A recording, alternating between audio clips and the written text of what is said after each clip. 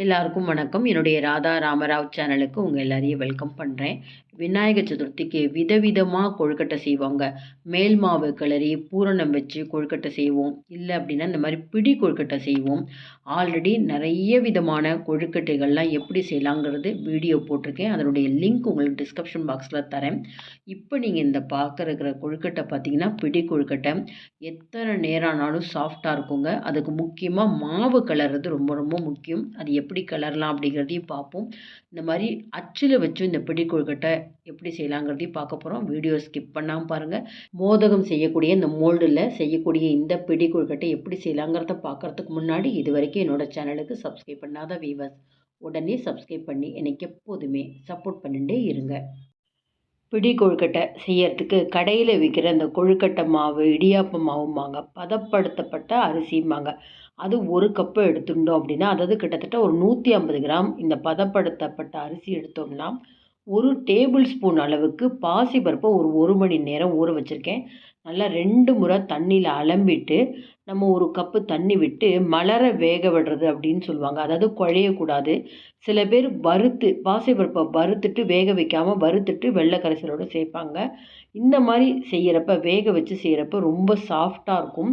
நல்லா பார்த்திங்கன்னா மலர வெந்திருக்கு, ஆனால் குழையக்கூடாதுங்க. இதை தனியாக நம்ம எடுத்து வச்சுடலாம். அடுத்தது நம்ம எடுத்து வச்ச அந்த 1 கப்பு அரிசி மாவு ஒரு தட்டில் மாற்றிட்டு அதே கப்பால் நம்ம வெல்லம் அளக்கணுங்க. 1 கப்பு மாவு, ஒரு அரை கப்புக்கு மேலே தேங்காய் துருவல், 1/4 கப்பு பாசிப்பருப்பு எல்லாம் சேர்த்ததுப்ப நான் 1½ கப்பு வெல்லம் சேர்த்துருக்கேன். இன்னும் கொஞ்சம் ஸ்வீட் வேணும்னு நினச்சிங்கன்னா 1 1/4 கப்பு வெல்லம் சேர்த்துக்கோங்க.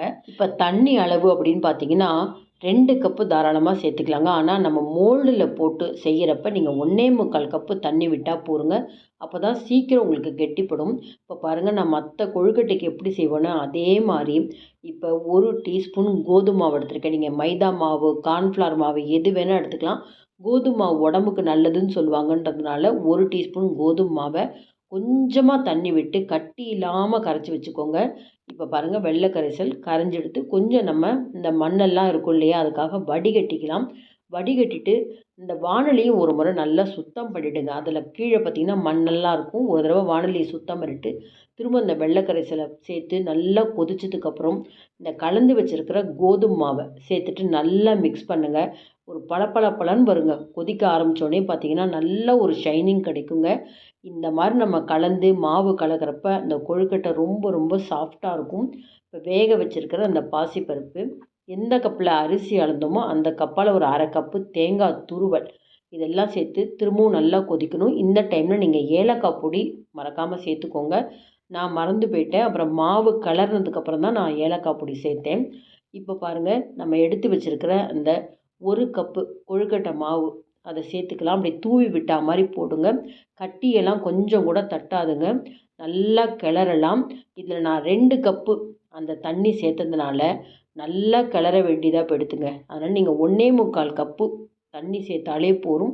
சீக்கிரம் உங்களுக்கு அந்த மாவு கெட்டிப்படும். கோதுமை மாவு சேர்த்துருக்கனால மாவு ரொம்ப ரொம்ப சாஃப்டாக இருக்கும்.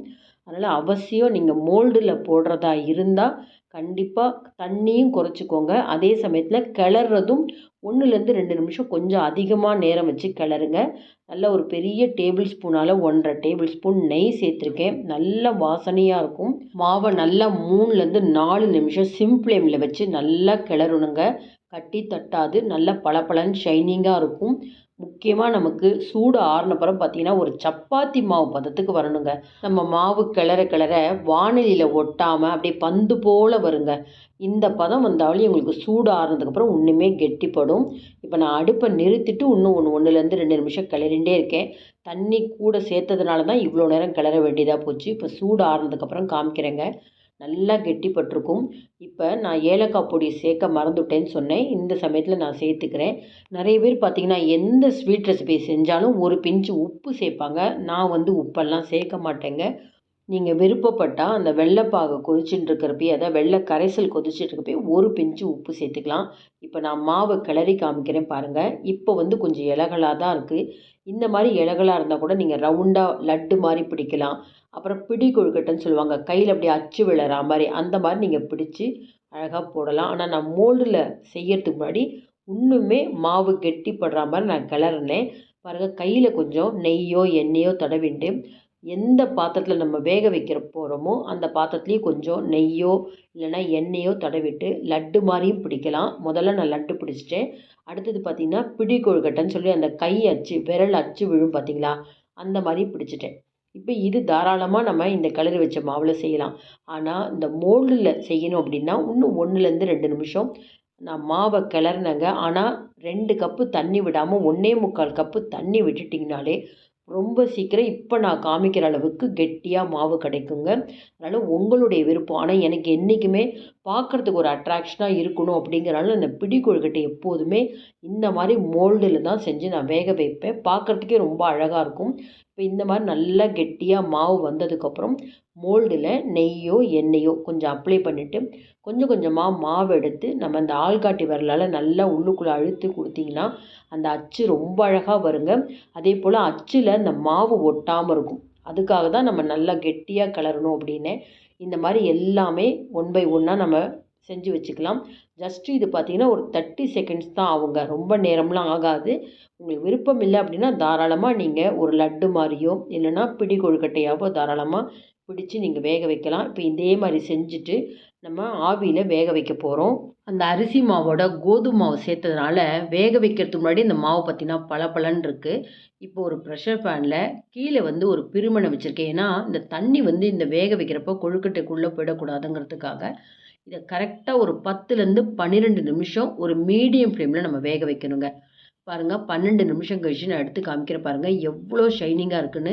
எப்போதுமே இந்த மாதிரி கொழுக்கட்டையை வேக வச்சு எடுக்கிறப்ப கொஞ்சம் நல்லா சூடு ஆறணும். அப்போ தான் கீழ்ப்பகுதி உங்களுக்கு அது ஒட்டாமல் வரும். இப்போ எடுத்து எல்லாத்தையும் ஒன் பை ஒன்னாக வைக்கிறேன் பாருங்கள். அவ்வளோ சாஃப்டாக இருக்குங்க. சாப்பிட்றதுக்கு ரொம்ப ரொம்ப சாஃப்டாக தெரியும். வாயில் போட்டால் கரைஞ்சி போயிடுங்க. எத்தனை நேரம் ஆனாலும் இதே மாதிரி சாஃப்டாக இருக்கும். நீங்கள் பூரணம் சேர்த்து செய்கிற கொழுக்கட்டையாக இருந்தாலும் சரி, பிடி கொழுக்கட்டையாக இருந்தாலும் நான் சொன்ன மாதிரி மாவு கலருங்க. மற்ற எல்லா கொழுக்கட்டையுடைய வீடியோடைய லிங்க்கும் உங்களுக்கு டிஸ்கிரிப்ஷன் பாக்ஸில் தரேன்.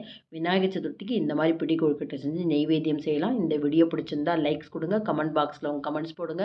ஃப்ரெண்ட்ஸ் அண்ட் ரிலேட்டிவ்ஸ்க்கு வீடியோவை ஷேர் பண்ணுங்கள். இது வரைக்கும் என்னோடய சேனலுக்கு சப்ஸ்கிரைப் பண்ணாத வியூவர்ஸ் உடனே சப்ஸ்கிரைப் பண்ணி எனக்கு எப்போதுமே சப்போர்ட் பண்ணிகிட்டே இருங்க. இன்னொரு இன்ட்ரெஸ்டிங்கான ரெசிபீஸில் நம்ம பார்ப்போம். Thank you viewers.